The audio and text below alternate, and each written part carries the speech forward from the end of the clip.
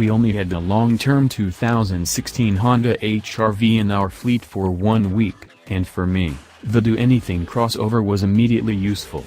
Its honeymoon phase coincided with a number of long-haul drives, plus I had to move.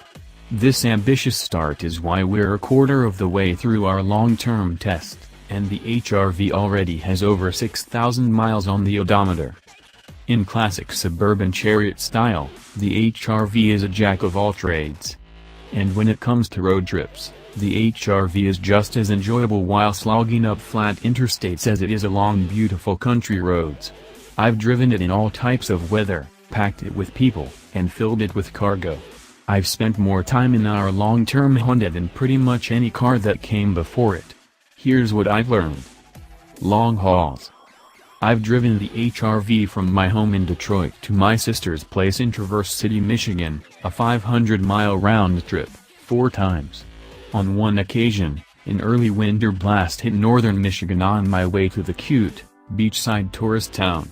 From intense fog and rain to sunshine to a sudden snow squall, I had every one of the elements thrown directly at me over the course of one drive.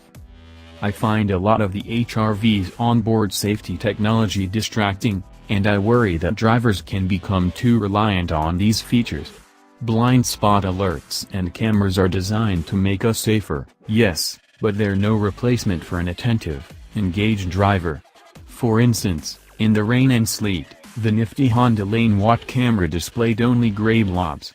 Ditto on the backup camera, meaning that while the technology technically functioned as advertised, the weather rendered it useless. The HRV has a solid suite of safety tech, but you don't have to rely on the cameras and bells and whistles. The driver's side mirror has an extended view distortion to the glass. Visibility is great. The HRV was a champ in the gross weather, and I was thankful for our mid-level X trim's all-wheel drive. And this was even before we fitted the HRV with a set of Michelin X-Ice 215/55R17 winter tires. Expect to hear about those when we actually get some more snow here in Detroit.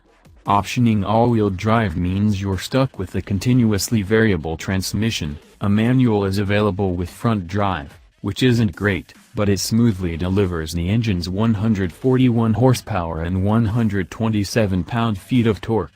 Editor Alex Kirstein agreed, writing in our logbook, "Overall, I think the CVT isn't great, but for loafing around town and the freeway, at least it wasn't offensive. Sure, the buzziness of the engine is accentuated by the CVT, and the combo ain't quick.